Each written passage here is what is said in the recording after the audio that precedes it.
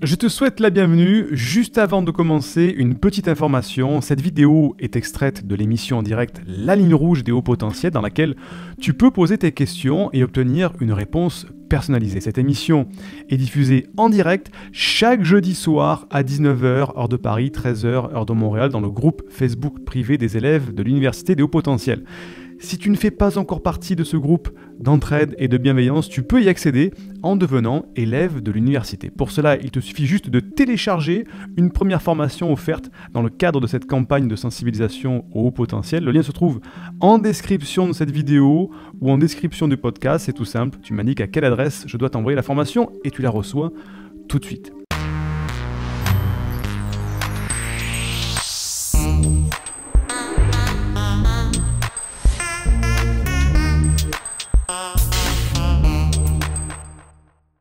Une première question d'Elodie. Elodie qui nous dit dans le formulaire de la ligne rouge la possibilité de poser des questions pour les élèves, qui nous dit « Bonjour Siegfried, je voulais savoir, est-ce que le slasher multipotentiel est forcément haut potentiel ?»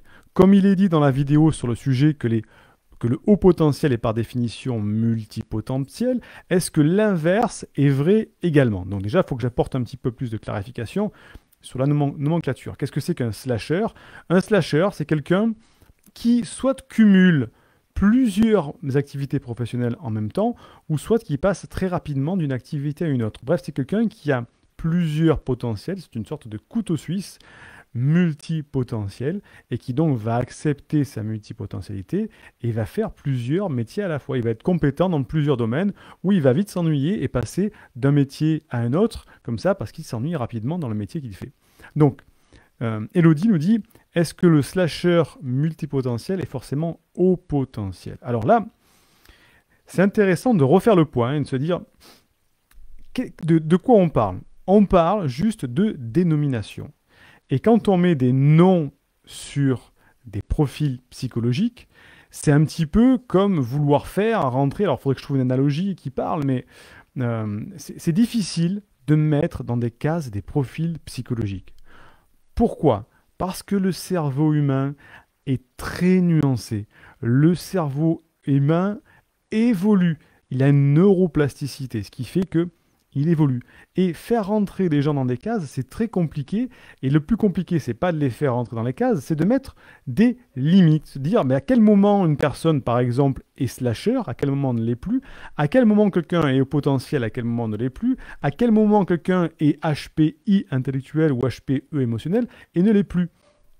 Et c'est là que c'est toute la difficulté de détecter quelqu'un par rapport à son haut potentiel, parce que les différences s'expliquent par rapport à la définition elle-même du nom. Qu'est-ce que c'est qu'un slasher? Qu'est-ce que c'est qu'un haut potentiel? Qu'est-ce que c'est qu'un HPI, un HPE?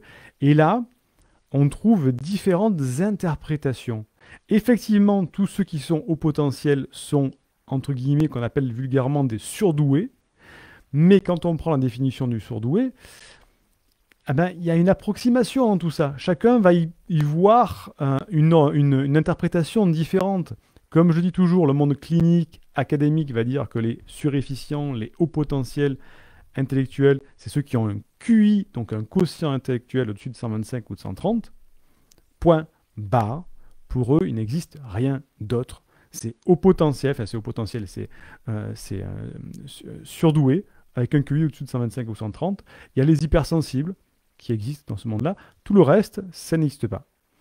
Donc effectivement, aujourd'hui, beaucoup de psychologues, de thérapeutes prennent en compte toute la diversité, mais la question, c'est pas qu'elle est mal posée, Elodie, c'est que c'est très difficile de faire entrer dans les cases des profils de personnalité. Chez certaines personnes, c'est très évident, parce qu'effectivement, il va avoir un QI élevé, il va avoir un profil psychologique qui correspond au potentiel, et donc, effectivement, il est surdoué. Mais pour d'autres, c'est parfois plus nuancé. Et pourquoi c'est plus nuancé? Ce n'est pas un problème d'intelligence là-dedans ou de performance de cerveau, c'est parce que la définition d'intelligence, selon comment elle est interprétée, elle va donner des résultats différents. Si la définition d'intelligence, c'est la performance du cerveau, effectivement, le quotient intellectuel va mesurer la performance du cerveau. Effectivement, on place une voiture, on regarde la cylindrée, effectivement, une grosse cylindrée, et c'est une voiture qui va vite. Par contre, si après on place la définition d'intelligence dans le fait que ça représente de manière beaucoup plus holistique, de manière beaucoup plus globale, 360 degrés, toutes les facettes de la personnalité, et qu'on intègre ça dans son milieu social, mais là, la définition, elle est beaucoup plus nuancée de l'intelligence.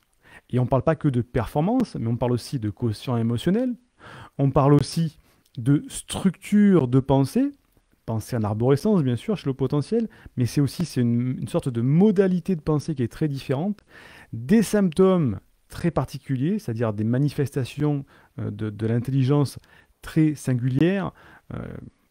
Tu vas voir la vidéo YouTube sur es-tu haut potentiel, fais le test. Il y a toute la définition du mode de fonctionnement d'un haut potentiel. Et là, la définition d'intelligence s'écarte de juste la performance intellectuelle. La performance intellectuelle, on aura beau dire ce qu'on veut nous faire rentrer dans la tête, on s'entraîne à ça. On peut modifier le QI. Effectivement, les tests logico-mathématiques, la première fois qu'on tombe dessus, on n'est pas le haut potentiel, le surdoué, n'est pas un génie inné. Il ne naît pas en sortant du ventre de sa mère en sachant résoudre des équations de mathématiques. Il l'apprend, c'est de l'entraînement. Et donc, les tests logico-mathématiques, si on s'entraîne, on peut être plus performant. Les tests de vitesse de travail, si on s'entraîne, on peut être plus performant. Les tests de mémoire, de mémorisation, on s'entraîne, on est plus performant. Donc tout ça, le QI, il est modifiable par l'entraînement. C'est là où c'est un petit peu biaisé. Et le haut potentiel, lui, qu'il soit performant ou pas, il a une structure de pensée qu'il a depuis la naissance jusqu'à sa mort. Il pensera comme ça. Alors on parle de pensée arborescente, mais c'est pas vraiment ça. Bref, c'est une bonne manière de le vulgariser. La pensée arborescente et d'autres modes de fonctionnement qui font que on reconnaît un haut potentiel à ça. Et sa potentialité ne s'exprime pas automatiquement avec la performance du cerveau. Ceci étant dit, pour répondre à ta question, Elodie, le slasher peut être au potentiel. Et tu me demandes aussi, est-ce que l'inverse est vrai également? Le haut potentiel est slasher aussi. Ce qu'il y a, c'est que dans la majorité des slashers, on retrouve des hauts potentiels qui sont par définition multipotentiels. Donc tout ça, c'est un petit peu la même chose. Et chacun, le slasher, c'est une dénomination qui est toute récente. On a dit qu'il y a un slasher, c'est l'américaine, ça slash, ça change, etc. Donc c'est une nouvelle dénomination, ça fait un peu in, c'est bien. Le slasher, c'est un multipotentiel qui a toujours existé et ça fait des centaines, des milliers d'années qu'il y a des hauts potentiels qui sont doués, qui ont des potentialités dans différentes activités comme des couteaux suisses un petit peu. Donc le slasher est multipotentiel et l'inverse aussi. Et c'est là que, comment on définit un slasher? Si c'est quelqu'un qui cumule plusieurs métiers, ben on peut très bien trouver Jojo le camionneur, qui est aussi le soir une baraque à pizza et qui la nuit fait veilleur de nuit et qui n'est pas automatiquement multipotentiel. J'ai rien contre les camionneurs et contre les camions de pizza, hein. Je ne veux pas dire qu'il n'y a pas de potentiel dedans, mais pour vous donner l'image, l'analogie, c'est pas automatiquement un slasher au potentiel. Par contre, le gars qui va cumuler une activité de thérapie, par exemple, avec une autre activité qui n'a rien à voir, comme moi, par exemple, du marketing et une autre activité dans le sport de haut niveau, par exemple, je donne mon exemple parce que c'est lui qui est mis en premier, hein. Effectivement, c'est peut-être en haut potentiel parce qu'on est dans un raffinement émotionnel pour la thérapie, intellectuel pour le marketing, physique pour le sport, qui font que une multipotentialité elle est sûrement beaucoup plus présente. Donc il faut arrêter de se prendre un petit peu la tête avec les noms. Est-ce qu'un slasher peut être potentiel? Est-ce qu'un HPI peut être HPE? Est-ce qu'un HPE peut être HPI? On s'en fout. L'important, c'est de se comprendre soi-même. Que tu sois HPE, HPI, slasher ou quoi que ce soit, c'est de te comprendre. Et pour se comprendre, il faut faire une introspection, c'est-à-dire qu'on va chercher au fond de soi les réponses, puisque je vous le rappelle et je le dis haut et fort, toutes les réponses sont en vous. J'ai l'impression d'enforcer les portes ouvertes comme ça, mais toutes les réponses sont en vous. Le travail d'un psychologue, d'un thérapeute, d'un coach, d'un psychanalyste, d'un psychiatre peut-être un peu moins, mais bref, c'est d'aller vous aider à trouver la solution qui est en vous. Moi, quand j'ai des gens en coaching ou en thérapie, j'ai pas du tout la solution. Je les connais pas au début. Donc, j'ai pas la science infuse. Par contre, j'utilise des outils, j'utilise une empathie qui va me permettre d'aller retrouver chez cette personne quelque chose qu'elle-même n'a pas conscience ou a oublié. Et c'est là où ça devient intéressant. Mais l'information en elle-même, qui est à l'origine de tout ça, je ne la connais pas.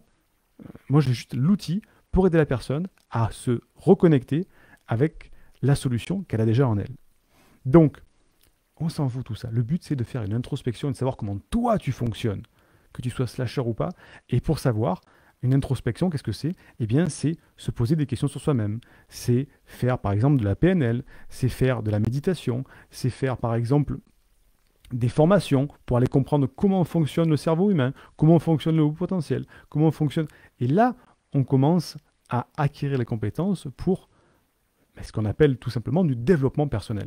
On a mis à toutes les sauces ce mot développement personnel, mais il ne faut pas oublier que c'est pour se connaître soi-même et s'épanouir. Donc, la réponse, je te l'ai donnée, Elodie, mais ne te prends pas la tête avec les noms.